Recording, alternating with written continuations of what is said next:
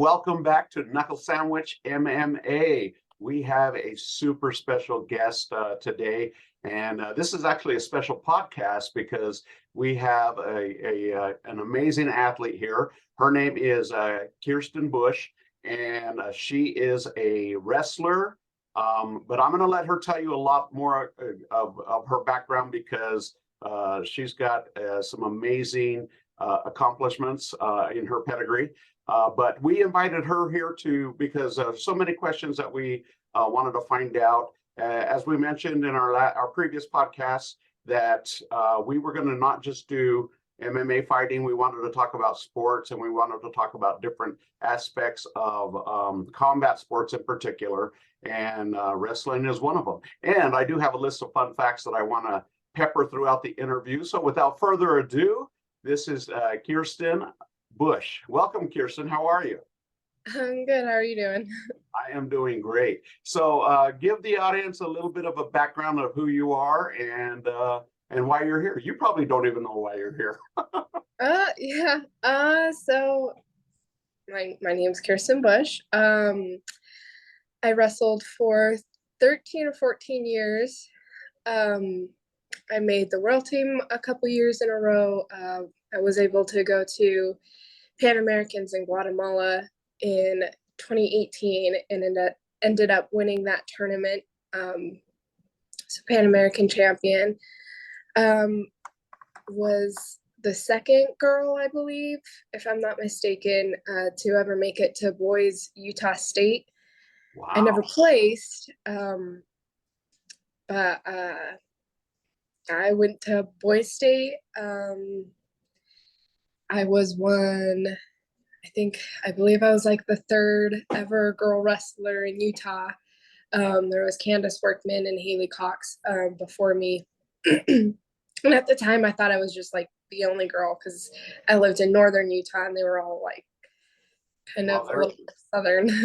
There's an MMA fighter, and his fight name is Trailblazer, and it sounds like you're sort of a trailblazer as well when it comes to women's wrestling. I think that's fantastic. Now, let me ask you this: when did you first start wrestling? And actually, before you answer that question, how did you get interested in that? It was pretty interesting. My cousin Bryce, he wrestled and started doing it. I guess my dad did it a little bit in high school.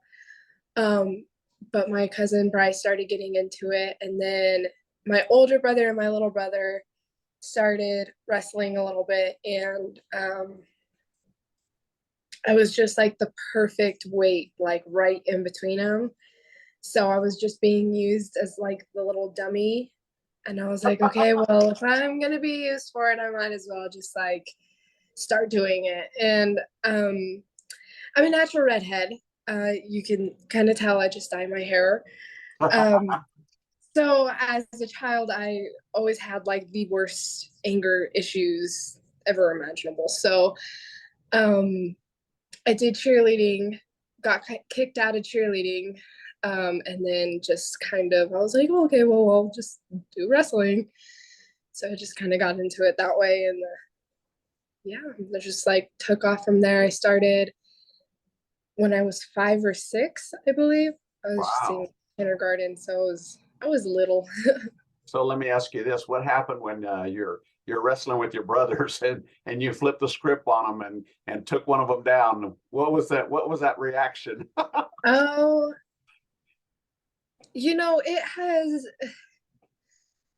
we had been fighting a lot when we were little, so it wasn't too big of a surprise for them, to be honest. Wasn't a big surprise to my dad either. My mom was kind of against it, but she was like, okay, well, what am I gonna do? So it wasn't it wasn't really a surprise. I was always like an angry child, I guess.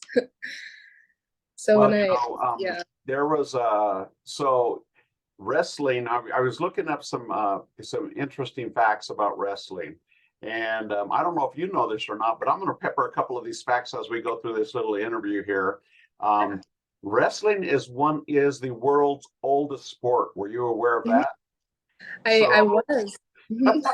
so it began, it dates back as far back as 3000 BC. Come on, are you Mhm. kidding me? Uh, Yeah. but yeah, they found ancient drawings on cave walls of wrestling, of techniques that were drawn out on the walls that are still Mhm. used today. So Yeah. that's amazing to find out that's like the oldest um, you know sport that was written about or talked about, and that's fascinating to me. Mhm. So as when you started to wrestle more, when did you actually start to get into any wrestling club or a wrestling league? And how difficult was it to be a girl and to do that? Um, so I it wasn't too hard to get into a club.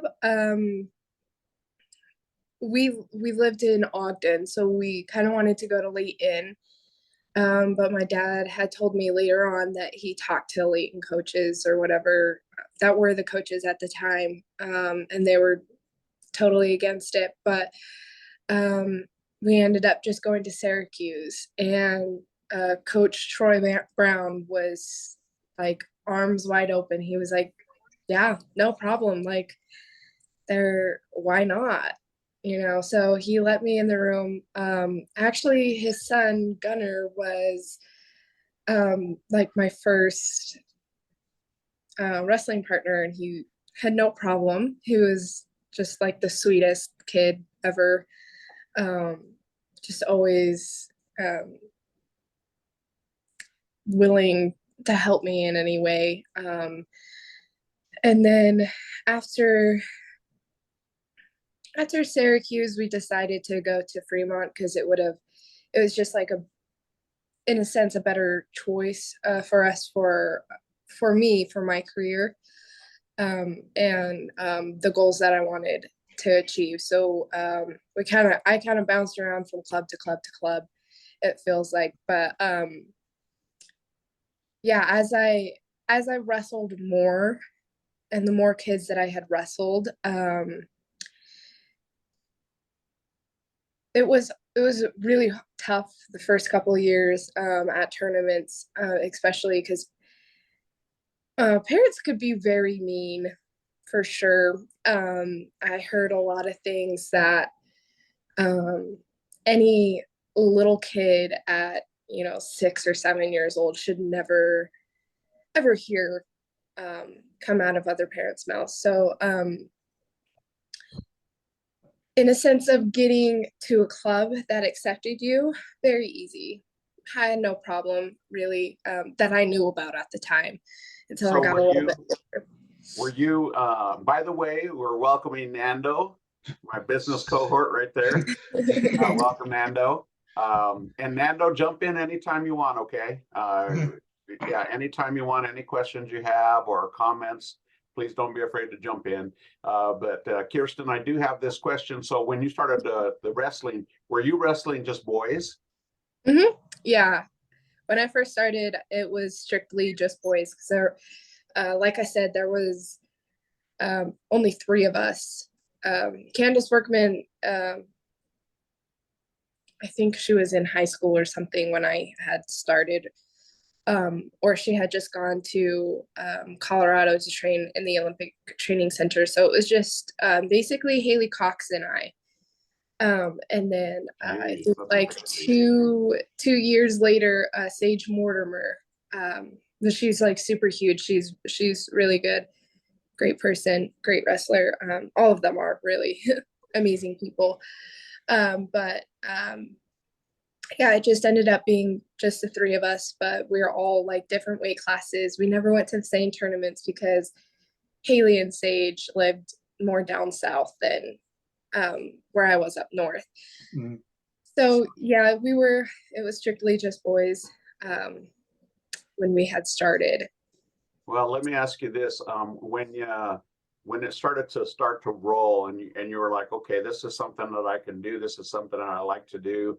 Were you participating like in school athletics at that time? And then starting to say, okay, I want to get on the wrestling team. How do I do that? And what do I need to do? Or were they flip the script on you and say, hey, we want you, Kiersten, on our team? How did that work out? Well, in Weber County, they don't have wrestling in elementary or junior highs. They only have it in high school. Oh, wow. So I never really got the opportunity for that growing up until I did get into high school, and my sister had started her. I think it was I'm pretty sure it was her sophomore year. She had started wrestling. And the coaches were just like so excited. And they had actually changed coaches the year that I got in, which fortunately for me, it was a state champion from Fremont High, which they teach like the same like fundamentals and the same techniques and everything that they had teach Little League when I was wrestling Little League. So it was basically just the same information that I basically grew up with, that I knew very well.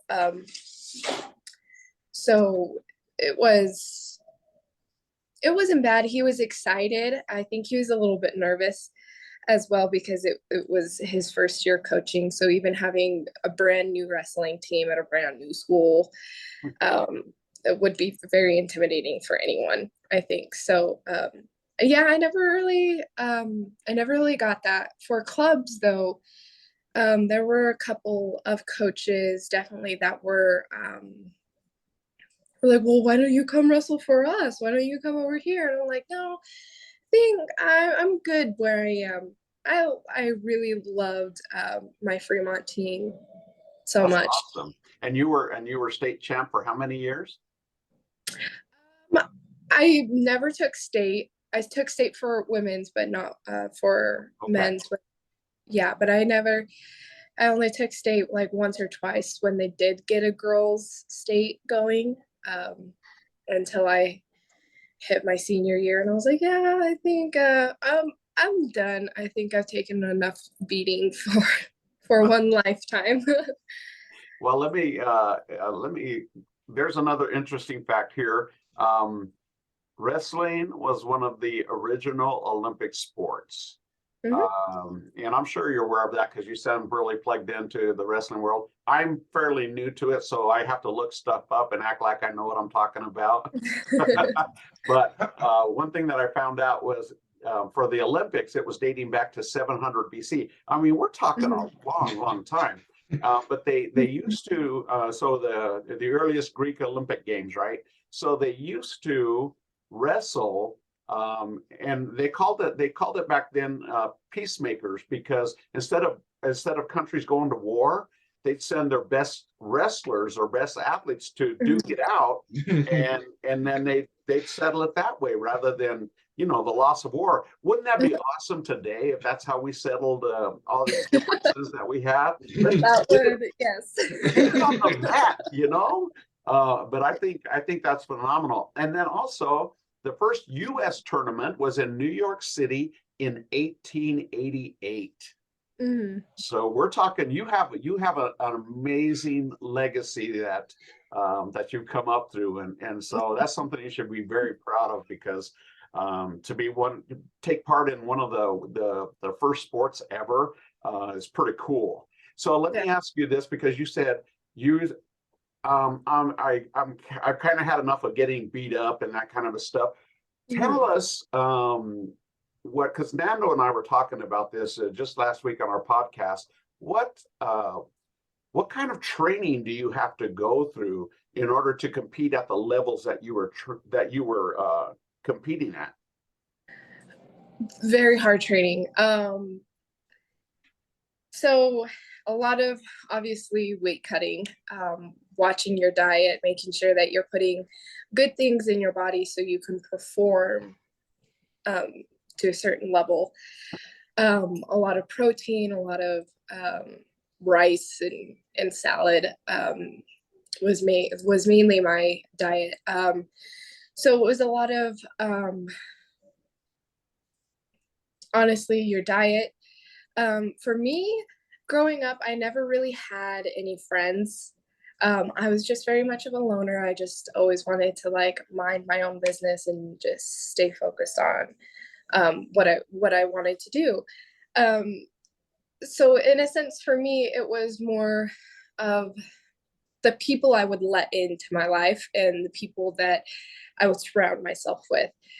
Um, and growing up, there were a couple people along the way that I mean, I still like kind of talk to and contact with. A lot of it was just making sure mentally that I was strong enough to um, go into a match and go in and be like, okay, yeah, I don't care who this is. I don't care what their record is, but I can go in and like do my best as long as I come out and I know that I did my best and I did everything that I could do. That's all you can do. Um, so it was a lot of your mentality, a diet, the influences that you have in your life as you go on. A lot of practices when I had started getting a little better, I would say I was starting to go to two practices a lot, like two practices a day. Um, and then most of the time I would go and work out with my dad at the gym. Um, the thing is like wrestling conditioning is so much different than like any other like sport, and I believe that's the same thing for any sport. The conditioning is just way different. So you could go and run like I could have run miles and miles and miles after another, but when you go into a wrestling match, it's the conditioning is just completely different because it's like a non-stop. You can't like choose a pace and stay at a pace. I mean, you could, but like for me, that just like never worked to choose a pace and stay at a pace. It just never worked because you never knew what was coming next. You never know, um, like you just had to be on your toes like all the time. So a lot of like fly thinking. Um, so a lot of it was just shadow wrestling in my basement. My dad had gotten us a wrestling mat, so I would Well, wrestle with my brothers. what's shadow wrestling? Shadow wrestling is just doing it by yourself, just going through Oh, like your just stand. practicing moves and rolls and stuff. Yeah, just Okay. by yourself, just going through everything. That and I would wrestle with my little brother and my older brother downstairs in our basement a lot. We actually had to stop doing that because it got a little carried away. A lot of holes in the walls. But yeah, it was a lot of practicing, a lot of just live matches, which is when you're actually wrestling another person and you're just going like all out for an entire match. It doesn't matter like if you get pinned, you get back up and you just keep going. Yeah. So like sparring somewhat. Yeah, sparring. Yeah, perfect. Go ahead, Nando. Oh, I was going to ask another question. In wrestling, how many different styles is there? Like I saw there's folk style. Is when you compete, do you compete in different styles in the same tournament? So there's folk style, freestyle, and Greco. As far as I know, folk style is Americans' spin on wrestling. Every country has their own like certain spin, own certain like um, style that they've made up. So folk style is just the style that America has made, which is normally what you would wrestle um, like in high school. That's basically what you would do in high school and junior high. And then freestyle and Greco, those are the Olympic ones that they do in the Olympics. So like around the world. That's the main categories that you do. So Greco is mainly throws. You can't touch the legs. You get docked point. Well, the Oh, other okay. gets points and everything. So it's just upper body. You can use your lower body, of course, to throw and whatnot. But if you attack the legs, even if you like accidentally hit a leg or anything like that, the other person can get a point, or just they always change the rules, so it's impossible to stay up with the ruling. Freestyle is where you can go for the legs. You could do throws, you could do all that, which is freestyle is, if I believe correctly, is, well, not that I believe correct, I know that that's what women do in the Olympics. I know they're trying to get a Greco thing for women's in the Olympics. It's been a tough battle for them to do. But for men, they do the Greco and the freestyle in the Olympics, which is, so like if you watch anything like that, it's mainly what you're gonna see. So let me interject a little factoid here for you. So because you mentioned freestyle, in 1904, in the 1904 Olympics, the United States swept every match, gold, silver, and bronze, clean sweep in 1904 on the freestyle. Now, in MMA, I think, and correct me if I'm wrong, Nando, the most feared wrestling technique is Sambo. Would you agree with that? Yeah. So what would Sambo be considered? Sambo is like with their version of wrestling, like the Russian version? I'm not sure what Sambo is. I just had no clue. I know Russians are they're very mean. Very mean. I've had to wrestle a couple of them, and it's never fun. Um, but they really like their upper body, so I'm assuming it's like their own kind of a spin with Greco. Mhm. But I couldn't tell you exactly what that stuff Hey, we is. taught her something, Nando. Yeah, that's what I'm talking about. That's so let me ask you this question, Kiersten, because you mentioned it a few minutes ago, and that is when you mentally prepare for practice, okay, and then you transition to where you're mentally preparing for a match. What's the transition like from those two things, or are they the same? It's definitely different in practice. You don't have as much pressure because you're just going into practice. You're learning new moves and whatnot. So your goal in practice is just to be at least 1% better than you were the day before. Um, I had a coach, Ben Care.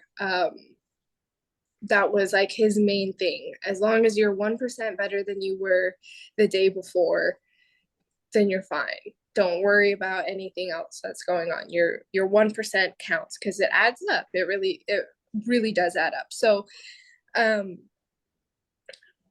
in practice, it wasn't as much stress or anything like that. It was, okay, I'm gonna go in there and I'm just gonna work really, really hard and make sure that I can fine tune these moves and the technique of the moves. Growing up, for practice, I always had a notebook, and I would go home after practice and just write down like the moves and everything, and then I would study them and whatnot. So with changing from practice into a tournament, for me, it was always mentally very difficult. I always got a lot from parents, not so much. Sometimes, as I got older, I got a little bit from wrestlers too, but parents mostly, they can be mean, especially when you're going out there and you're beating their baby boy, and it's a girl beating their baby boy. It gets a little hard for them sometimes. But so having to listen to what the parents say and also having to focus on the match, on your matches. Like I said before, the mentality of, I don't care who this person is. I don't care what their record is. I don't care how good they are. As long as I go in there and I do my best and I know I come out of the match knowing that I did everything that I possibly could and whatnot like that. To me was just like the most important, just knowing that I could just do my best, my absolute best. And to me, it was more if my dad can see if I did my best. Most of the time he did. So when you're competing, and you mentioned tournaments, how many matches would you have in a single tournament? I mean, I know it's win-loss, but how many matches were you expected to wrestle on that same day? It depended. If it was a bigger tournament, like a national tournament, sometimes you can get 8 matches in a day. Oh, wow. So 8 matches to, it just depended on how big your bracket was. I think the most matches I had ever wrestled in a day was 8 or 9. But you always have, so we have the bracket, so we can go up to like a 64-man bracket, so you have 64 kids in that bracket. That's a lot of matches to be wrestled and a lot of waiting to wrestle, because that's just a specific weight category in like a specific style and whatnot. So you have all these weight categories and you have to wait your turn out to be up, which is the number of your match. So you'd have to wait for that to come up. And so it was, in tournaments, it was always difficult because you'd go out and give it your all and wrestle really, really hard. And then you can wait for like an hour and a half till you're wrestled again. So it gives you a chance to rest up a little bit. Yeah, waiting around. I always hated waiting around just because I'd get bored and I'd get tired, and then I'd be like, okay, my match is coming up. I have to go like warm up again and like I can't imagine the stress of the adrenaline. Like you got to rest, and then okay, I'm ready to go, and you're not up yet. You know what I mean? So you also mentioned stress before a match. When you're doing a tournament like that, though, does the stress lessen, or is it the same or greater with each match as you go along? Like, because some people, like we hear, we're very familiar with a fighter named Donald Cowboy Cerrone, and has one of the second most fights in UFC history. But he always says, if anybody tells you they're not afraid before they go into a fight, no matter how many years they've been fighting, they're lying to you. But he would stress out so much he'd literally like throw up sometimes before a fight. And so, but when you have brackets like you were mentioning, does that stress level stay up there, or does the competition adrenaline thing kind of move in? How does that work for you? For me, definitely my first couple years before just kind of getting used to the stress, I would definitely throw up before a match as well. But the stress level definitely gets much more higher and higher, because as you move up the bracket, you're going against tougher, harder people. So it's definitely a stress game. I had a coach tell me that if you're not stressed or nervous before a match, that's not good. It's Oh, really really? um before you go out for a match or a fight or anything like that, you should be stressed and you should be nervous. It's a good reaction. That's actually one of the things that helps get your adrenaline pumping, gets your adrenaline going. Uh, it gets you, it just gets you ready for your match. So I always, when I didn't feel the nervousness or the stress, I was like, okay, well, I don't, because it's hard to like make yourself stressed out or make yourself nervous about something. You just have to like overthink it, like, okay, well, what if this happens and what if this happens, and then you're trying to visualize the match in your head. I that's what I used to do all the time, is just visualize the match in my head and just go over whatnot, which would get my adrenaline pumping because I'd imagine myself being in the match and like wrestling the match before I even went out to the match. So it was definitely a mind game. So yeah, we hear that all the time mhm. when they interview fighters and stuff like that.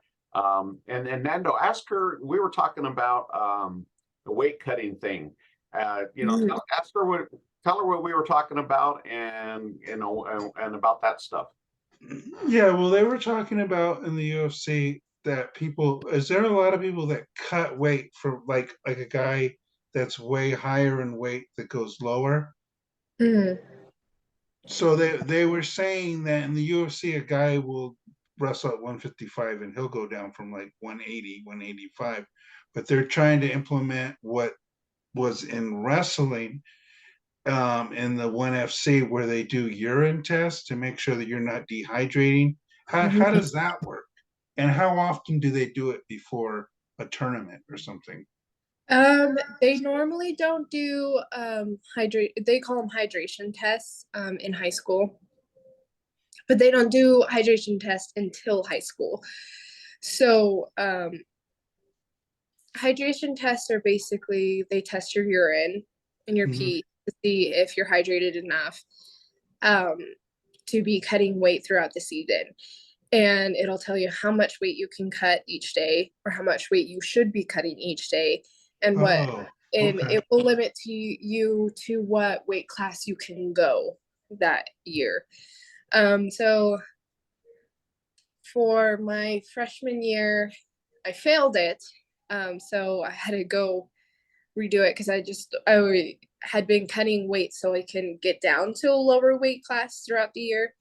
But I had failed my hydration test, so I needed to go and retake it. So they test your pee, they do your height, your weight, and whatnot like that.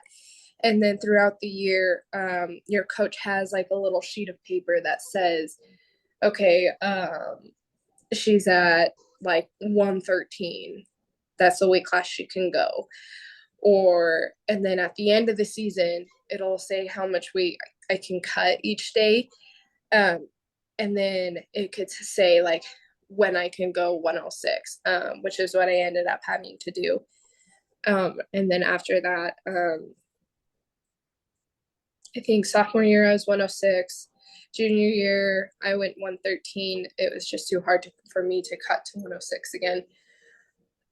But yeah, so hydration tests I think are very, very important. I think that was a very good thing for them to do, especially in high school. They took away the opportunity to be able to use plastic suits like sweatsuits and sauna suits, Oh, really? which did not work very well because most of us would wear them and then we'd wear like 3 pairs of like hoodies and sweats on top of them, so you couldn't really tell, and you couldn't hear them either. So because you're Well, just puffing and puffing and just breathing, and then you're moving, and then you have the mat, you have your shoes squeaking against the mat, you really couldn't hear the plastic rustling at all. so Kiersten, there's a movie, I think it was made in the 80s. It's called Vision Quest. And they say it's one of the most accurate movies about high school wrestling. The drills and everything that they went through. It's a great movie. And check it out and let me know what you think if it is really accurate. What I'd like to do, we are running out of time, but I would love to invite you back. And I'd like to label this part 2, okay? Because I think talking to you is just fascinating. And Nando, thank you for introducing us. That's really cool. But thank you for coming on. Would you mind coming back for a part 2? Yeah, I would love to. Okay, because there's so much more to cover. But I know people, they don't like really long podcasts, so I think it's better to break it up into a couple of pieces and let you get your feet wet. I don't know if you've ever done a podcast before, but you did fantastic. You did great. We just wanted to give a taste to our viewers of how athletes really, the stuff that they really go through, because we think it's important. We always try to figure it out. Because that's what we report on is UFC in particular, but MMA. So with that in mind, we'll invite Kiersten back. Her name is Kiersten Bush, and I'll post some information about her on the podcast so that you can find out more about her. Also, we want to thank Nando for joining us. He had something come up, so he came a little late, but I'm glad you clocked in, Nando's very important. And last but not least, like and share Knuckle Sandwich MMA. We're glad to have you guys, and check out this video because it's going to be awesome. And part 2 is going to be even better. I got a feeling part 2 is going to be even better. So thank you. Kiersten, you're amazing. We appreciate your time so much. Thank you so much for inviting me. All right, you guys. Have a good one. All right. Bye.